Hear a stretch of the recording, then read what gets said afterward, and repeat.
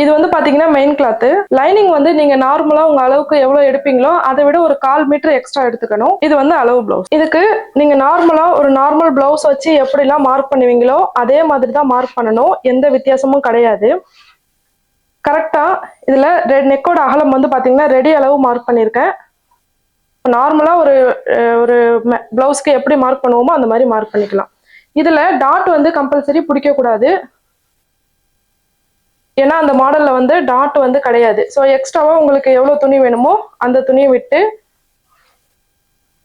நம்ம நார்மலா எப்படி பேக் பார்ட் மார்க் பண்ணுவோமோ அந்த மாதிரி மார்க் பண்ணிக்கணும். ஸோ இப்போ நம்ம இந்த மாடல்ல நெக் வந்து வரைய போறோம். இது வந்து எப்படி வரைகிறோம் அப்படின்னு பார்க்கணும்.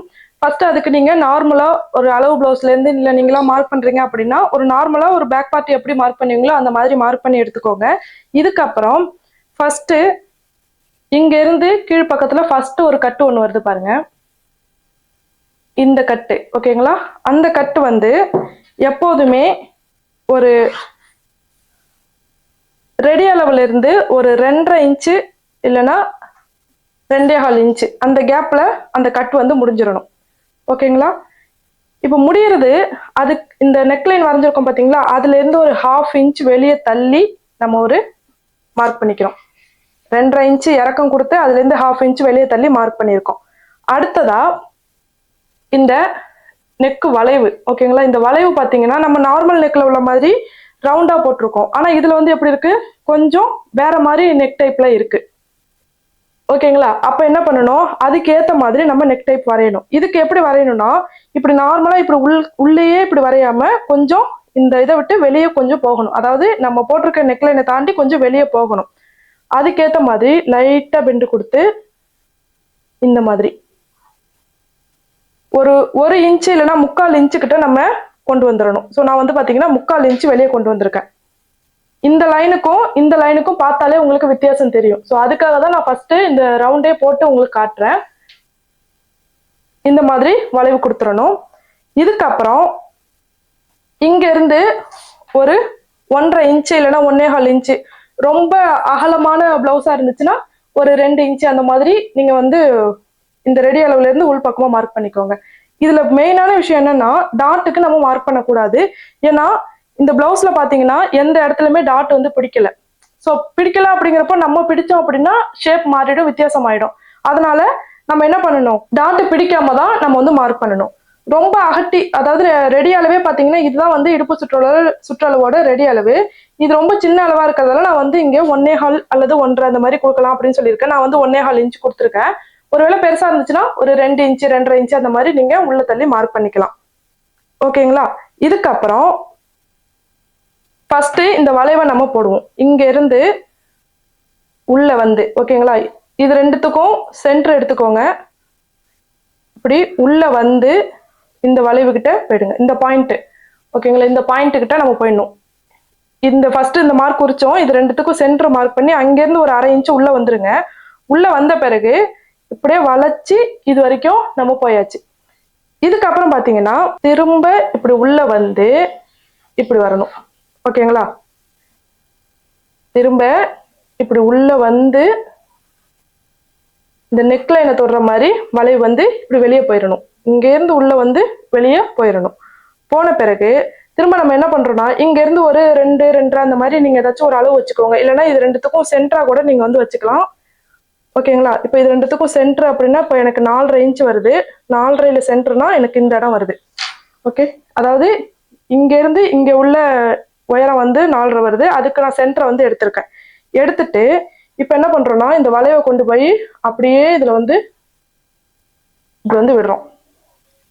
இப்படி விட்டுட்டு இதுக்கப்புறம் இங்க இருந்து இதுல கொண்டு போய் இப்படி ஜாயின் பண்ணி விட்டுறணும். ஓகேங்களா? நல்லா புரியும் அப்படின்னு நினைக்கிறேன். புரியலன்னா திரும்ப வீடியோ ஒரு தடவை பாருங்க, நல்லா புரியும். ஓகே, இதெல்லாம் வரைஞ்சு முடிச்ச பிறகு நம்ம கட் பண்ணி எடுக்கணும். அளவு பிளவுஸ் வச்சு மார்க் பண்ணும்போது ஆர்ம்ஹோல் கொஞ்சம் கீழே இறக்கமா மார்க் பண்ணிட்டேன். எகைன் ஒரு தடவை செக் பண்ணும்போது பாத்தீங்கன்னா கொஞ்சம் அட்ஜஸ்ட் பண்ணி வச்சிருக்கேன். மற்றபடி எதுவுமே மாத்தல, அப்படியே தான் இருக்கு.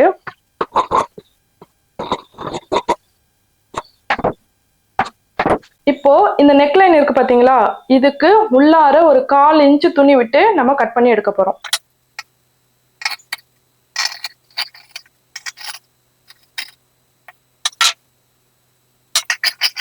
இப்போ இது வரைக்கும் நான் 1/4 இன்ச்சு துணி விட்டு கேப் விட்டு கட் பண்ணியிருக்கேன். இதுக்கு கீழே போகும்போது கரெக்டாக இந்த அளவுக்கு அகட்டி கொடுத்து கட் பண்ணிடுங்க.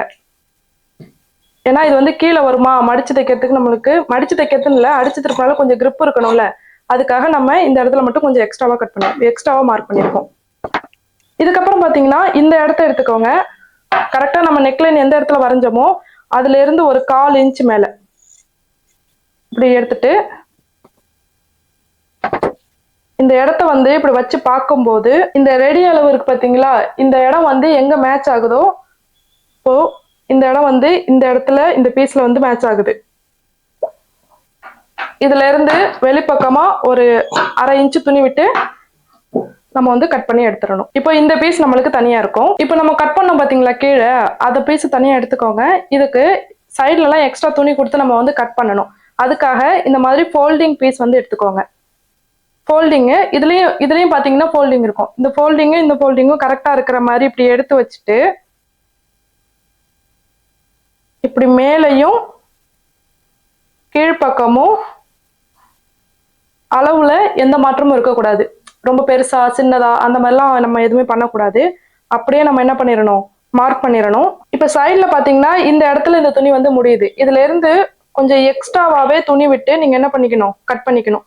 இப்ப இப்படிதான் கட் பண்ணணும்ட்டு ஷேப்பா கட் பண்ணணும்ட்டு இல்லை, சும்மா இந்த அகலத்தை விட கொஞ்சம் எக்ஸ்ட்ராவா கட் பண்ணி நம்ம வந்து எடுத்துக்கணும்.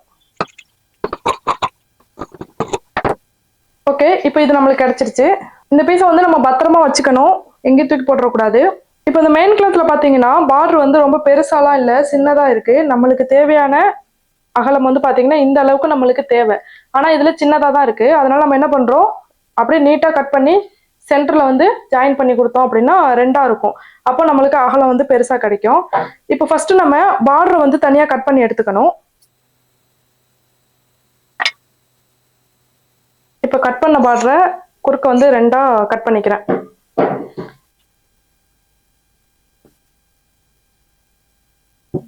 இப்படி வச்சு பார்க்கும்போது நம்மளுக்கு இந்த அகலம் வந்து கரெக்டா மேட்ச் ஆயிடுச்சு.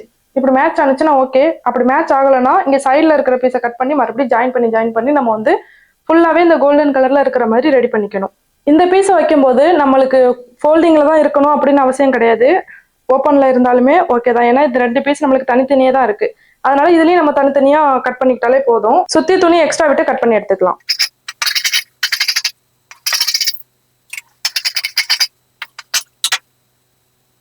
இப்போ ஸ்டிச்சிங் ஸ்டார்ட் பண்ணிடலாம். அதுக்கு ஃபர்ஸ்ட் பேக் பார்ட்ல அந்த சைட்ல 2 பீஸ் எடுத்து வச்சிருந்தோம் பாத்தீங்களா, அந்த பீஸ் தான் எடுத்துக்கிறோம். இன்ட்டு மார்க் 2 பக்கமும் போட்டிருந்தோம் பாருங்க, அது வந்து கரெக்டா மேல தெரியுற மாதிரி இருக்கணும். அதாவது கீழே மெயின் கிளாத், மேல லைனிங், அந்த லைனிங்ல உள்ள இன்ட்டு மார்க்கு மேல தெரியணும். அந்த மாதிரி நீங்க எடுத்து வச்சுக்கோங்க. இதுக்கப்புறம் நெக்கோட வளைவு நம்ம எப்படி வரைஞ்சிருக்கோமோ அதுக்கு மேலேயே நம்ம அப்படியே தையல் போட்டு எடுத்துக்க போறோம். இந்த மாதிரி குட்டி குட்டி வளைவு உள்ள இடத்துல எல்லாம் நம்ம வந்து நார்மலா ஒரு தையலுக்கும் இன்னொரு தையலுக்கும் இடையில உள்ள கேப் வந்து ஃபிக்ஸ் பண்ணி வைப்போம் பாத்தீங்களா, அது வந்து நார்மலா எல்லா ப்ளவுஸ்க்கும் ஒரே மாதிரி பண்ணாம இந்த மாதிரி குட்டி குட்டி வளைவுலாம் உள்ள இடத்துல மட்டும் கொஞ்சம் கிட்ட கிட்ட நீங்க ஸ்டிச் போட்டீங்கன்னா இன்னுமே ஃபினிஷிங் வந்து நம்ம சூப்பரா கொண்டு வரலாம். இதுக்கப்புறம் நார்மலா ஒரு நெக் வந்து நம்ம ஃபினிஷ் பண்றோம் அப்படின்னா கிராஸா கட் பண்ணிலாம் விடுவோம் பாத்தீங்களா, அந்த மாதிரி கட் பண்ணி விடுங்க. அப்பதான் நம்ம திருப்பி கொடுக்கும்போது ஷேப் நல்லா இருக்கும். கட் பண்ணி முடிச்ச பிறகு அப்படியே நம்ம திருப்பி விடலாம். திருப்பி விடும்போது அந்த ஷார்ப் எட்ஜஸ் எல்லாம் என்ன பண்றீங்கன்னா, உங்களுக்கு வந்துச்சுன்னா ஓகே, அப்படி இல்லைன்னா அந்த ஊசிலாம் வச்சு எடுத்து விடுங்க. அப்பதான் ஷார்ப்பா கரெக்டா வரும். இப்போ அந்த நெக் லைன் இருக்கு பாத்தீங்களா, அதை ஒட்டி ஓரத்துல நம்ம வந்து தையல் போட்டு எடுத்துக்கலாம். இந்த இடத்துல நம்ம லேஸ் தான் வைக்க போறோம், அதனால கொஞ்சம் தள்ளி போனாலும் பிரச்சனை கிடையாது. ஆனா அந்த ஷேப் மாறாம நீங்க தையல் போடுங்க. இதுக்கப்புறம் அப்படியே உள்பக்கம் திருப்பி பாத்தீங்கன்னா லைனிங் வந்து கரெக்டா தெரியும். அந்த லைனிங்கை ஒட்டி நம்ம தையல் போட்டுட்டு லைனிங்கை சுத்தி உள்ள எக்ஸ்ட்ரா மெயின் கிளாத் இருக்கு பாத்தீங்களா, அது எல்லாமே நம்ம வந்து கட் பண்ணி எடுத்துடணும். இப்போ இந்த ஒரு சைடு நம்ம ஃபினிஷ் பண்ணிட்டோம். இதுக்கப்புறம் நம்ம மேல வந்து என்ன பண்ண போறோம்னா லேஸ் வந்து அட்டாச் பண்ண போறேன். முடிஞ்ச வரைக்கும் நீங்க 1/4 இன்ச் லேஸ் அட்டாச் பண்ணீங்க அப்படின்னா கொஞ்சம் ஈஸியா இருக்கும் ஸ்டிச் பண்றதுக்கு. இது வந்து நான் வந்து ஒரு 3/4 இன்ச் லேஸ் இருக்கும்னு நினைக்கிறேன். அந்த அளவுக்கு தான் இந்த லேஸோட அகலம் இருக்கும். 1/2 இன்ச்சுக்கு மேல தான் இருக்கும் கண்டிப்பா. இப்படி அகலமா எடுக்கும்போது நம்மளுக்கு வந்து அந்த வளைவுலலாம் தையல் போடும்போது கொஞ்சம் கஷ்டமா இருக்கும். ப்ளீட் வச்சு வச்சு ஸ்டிச் பண்ற மாதிரி இருக்கும். இதுவே நீங்க 1/4 இன்ச் லேஸ் யூஸ் பண்ணீங்கன்னா ரொம்பவே சீக்கிரமாவே நம்ம வந்து ஸ்டிச் பண்ணிடலாம். ப்ளீட் வைக்கணும்னு அவசியம் கிடையாது. ஈஸியாவும் இருக்கும் ஸ்டிச் பண்றதுக்கு. இப்போ பேக் பார்ட்டை பொறுத்த வரைக்கும் ஒரு சைடில் நம்ம வந்து சூப்பராக ஃபினிஷ் பண்ணி எடுத்துட்டோம். இதே சேம் மெத்தட் தான் இன்னொரு சைடுக்கும். நம்ம எப்படி இப்போ ஸ்டிச் பண்ணமோ அதே மாதிரி இன்னொரு சைடும் நீங்கள் ஸ்டிச் பண்ணி எடுத்துக்கோங்க. அடுத்ததா சென்டரில் வைக்கிறதுக்கு நம்ம இப்போ இந்த பார்டரை வந்து ரெடி பண்ணிடலாம். நம்ம 2 துண்டாக கட் பண்ணி வச்சுருக்கோம் பார்த்தீங்களா, அதை வந்து என்ன பண்ணுறேன்னா இப்போது சென்டர்கிட்ட நம்ம வச்சுட்டு ஜாயின் பண்ண போகிறோம். ஜாயின் பண்ணும்போது பார்டரை பொறுத்த வரைக்கும் 2 சைடும் பார்த்தீங்கன்னா கொஞ்சம் பிளைனாக இருக்கும். அந்த பிளைன் ஏரியா வந்து சென்டரில் தெரியாத மாதிரி வச்சு கரெக்டாக நீங்கள் வந்து ஃபினிஷ் பண்ணுங்க. ஃபுல்லாகவே கோல்டன் கலர்லேயே தெரியணும். ஸோ அந்த மாதிரி நீங்கள் வச்சுட்டு ஃபினிஷ் பண்ணுங்க. அப்போ தான் பார்க்குறதுக்கு நல்லாயிருக்கும். பார்டர் வந்து ரெடி பண்ணிட்டோம். இதுக்கு மேலே நம்ம லைனிங் கிளாத்தை வச்சு செக் பண்ண போகிறோம். கரெக்டாக அந்த லைனிங் கிளாத்துக்கு உள்ள மாதிரி எல்லாமே மறையுதா, அந்த கோல்டன் கலர் கரெக்டாக இருக்கா அப்படிங்கிறத பார்க்க போகிறோம். இப்படி பார்க்கும்போது பார்த்தீங்கன்னா இந்த 2 சைட்லேயும் கொஞ்சம் கிளாத் வந்து நம்ம அட்டாச் பண்ணோம் அப்படின்னா இன்னுமே நல்லாயிருக்கும். ஏன்னா அந்த பிளைன் கிளாத்து தெரிகிற மாதிரி இருக்குது. ஸோ அதுக்காக நான் என்ன பண்ணுறேன்னா சைடில் எக்ஸ்ட்ரா துணி இருக்கிறத கட் பண்ணி எடுத்து நமக்கு எந்த இடத்துல எக்ஸ்ட்ரா துணி தேவையோ அந்த இடத்த மார்க் பண்ணியிருக்கோம் பார்த்தீங்களா, அந்த இடத்துல கரெக்டாக நம்ம வந்து அட்டாச் பண்ணுறோம். மார்க் பண்ணாமல் பண்ணிங்கன்னா எங்கே அட்டாச் பண்ணுறோம் அப்படிங்கிறதே தெரியாது. உங்களுக்கு கரெக்டாக எந்த இடத்துல துணி தேவையோ அதை ஒரு இன்ட்டு மார்க் மாதிரி போட்டு வச்சுட்டு அதுக்கப்புறம் நீங்கள் துணி ஜாயிண்ட் கொடுத்தீங்கன்னா கரெக்டாக உங்களுக்கு தேவையான இடத்துல துணி வந்து கிடச்சிரும். கொஞ்சோண்டு இடம் தானே இருந்தால் இருக்கட்டும், வேறு கலர் இருந்தால் பரவாயில்ல அப்படின்ட்டு நீங்கள் ஸ்டிச் பண்ணிட்டீங்க அப்படின்னா ஃபினிஷ் பண்ண பிறகு அந்த இடம் மட்டும் தனியாக தெரியும். அதனால் முடிஞ்ச வரைக்கும் டைம் எடுத்து இதெல்லாம் பண்ணிவிடுங்க கரெக்டாக. இப்போ அந்த லைனிங் கிளாத்தை மேலே வச்சுட்டு மேலேயும் கீழேயும் நம்ம ஃபினிஷ் பண்ண போகிறோம். ஸோ அந்த இடத்துலையும் இந்த இடத்துலையும் தையல் போட்டு விட்டுக்கலாம். ஒரு 1/4 இன்ச்சு துணி விட்டு நம்ம வந்து தையல் போட்டுக்கலாம்.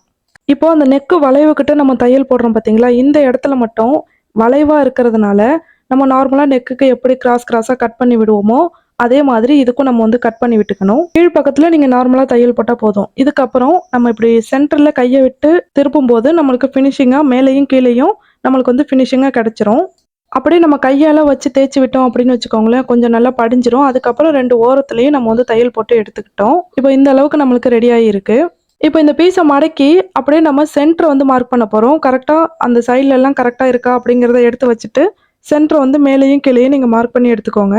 இதுக்கப்புறம் நம்ம ஃபஸ்ட்டு லைனிங் கிளாத்தில் கட் பண்ணோம் பார்த்தீங்களா, பத்திரமா எடுத்து வைக்க சொல்லியிருந்த பாருங்க, அந்த பீஸை எடுத்துக்கோங்க. பீஸை எடுத்துட்டு கரெக்டாக சென்டரும் இந்த ஃபோல்டிங்கும் கரெக்டாக இருக்கிற மாதிரி எடுத்து வச்சுருங்க. எடுத்து வச்சுட்டு சைடில் கரெக்டாக அந்த துணி எந்த இடத்துல முடியுதோ, அந்த லைனிங் கிளாத் எங்கே முடியுதோ அதை அப்படியே நீங்கள் மார்க் பண்ணிக்கோங்க. இப்போ நம்ம மார்க் பண்ண இடத்துல இருந்து ஒரு 1/4 இன்ச்சு வெளியே தள்ளி மார்க் பண்ணுங்க. ஏன்னா இது கொஞ்சம் ஸ்டிச்சிங்கில் போயிருக்கும் இல்லையா, அதனால ஒரு 1/4 இன்ச்சு வெளியே தள்ளி மார்க் பண்ணிவிட்டு இப்போ போட்ட 2வது லைனில் தான் நம்ம என்ன பண்ண போகிறோம், அந்த சைடு பீஸ் 2 பக்கமும் இருக்குது பாருங்கள், அதை வச்சு அப்படியே மேலே வச்சு ஒரு தையல் போட போகிறோம். இதை வைக்கும்போது மட்டும் கரெக்டாக நீங்கள் அந்த பாயிண்டில் வைக்கிறீங்களா இல்லையா அப்படிங்கிறத செக் பண்ணுங்கள். நெக்கோட ஷேப்லாம் எதுவும் மாறாமல் அப்படியே கரெக்டாக வைக்கணும்.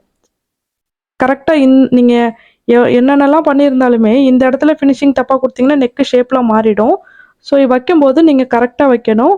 கீழ்ப்பக்கம் பார்த்தீங்கன்னா கொஞ்சம் வளைஞ்சிலாம் இல்லாமல் கரெக்டாக ஸ்ட்ரைட்டாக இருக்கணும். அந்த இடுப்பு பகுதியை பாருங்கள், கரெக்டாக ஸ்ட்ரைட்டாக இருக்கிற மாதிரி வச்சுட்டு அதுக்கப்புறம் நம்ம வந்து ஒரு பின் போட்டு வச்சுக்கோங்க. கொஞ்சம் நகராமல் இருக்கும்.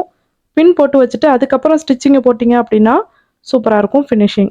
இந்த இடத்துலையும் ஒரு தையலுக்கும் இன்னொரு தையலுக்கும் இடையில உள்ள கேப்பை வந்து கம்மி பண்ணி வச்சு நீங்கள் ஸ்டிச் போட்டிங்க அப்படின்னா கொஞ்சம் சீக்கிரமாக இந்த டிசைன் வந்து பிரிச்சுக்கிட்டு வராமல் ரொம்ப நாள் வரைக்கும் உழைக்கும். அதனால் கொஞ்சம் நெருக்க தையல் போடுங்க. இப்போது நம்ம ஒரு பக்கம் வந்து சூப்பராக ஜாயின் பண்ணிட்டோம். இன்னொரு பக்கமும் இதே மாதிரி நம்ம எப்படி அந்த ஸ்ட்ரைட்டில் ஹிப்லலாம் ஸ்ட்ரைட்டாக வச்சு பார்த்தோமோ சேம் அதே மாதிரியே இந்த சைட்லேயும் வச்சுட்டு நம்ம வந்து ஸ்டிச் போட்டுக்கணும். சில பேருக்கு பார்த்தீங்கன்னா ஒரு சைடு வந்து சூப்பராக ஃபினிஷ் பண்ணிடுவாங்க, இன்னொரு சைடு வந்து கோணமானலாம் போயிடும். அதனால கொஞ்சம் பொறுமையாக பின் போட்டு பார்த்து கரெக்டாக நெக் ஷேப்லாம் கரெக்டாக இருக்கான்னு பார்த்துட்டு வச்சு அதுக்கப்புறம் ஸ்டிச் போடுங்க, சூப்பராக இருக்கும். இப்போ ஃபுல்லாக ஃபினிஷ் பண்ணிட்டோம். இதோட ஃபினிஷிங் எப்படி இருக்குது அப்படிங்கிறத மறக்காமல் கமெண்ட்டில் சொல்லுங்கள். நான் சொல்லிக் கொடுக்குறது உங்களுக்கு புரியுதா இல்லையா அப்படிங்கிறதையும் கமெண்ட்டில் சொல்லுங்கள். இந்த மாதிரி கண்டிப்பாக ட்ரை பண்ணி பாருங்கள். ஏன்னா நான் கஸ்டமருக்கு ஸ்டிச் பண்ணதை அப்படியே வீடியோ எடுத்து தான் போட்டிருக்கேன். ஸோ நான் வந்து இதில் எதுவுமே ஹைட் பண்ணலை, தெளிவாக உங்களுக்கு சொல்லியிருக்கேன்னு நினைக்கிறேன். நம்ம நெக்ஸ்ட் வீடியோவில் பார்க்கலாம். பாய்.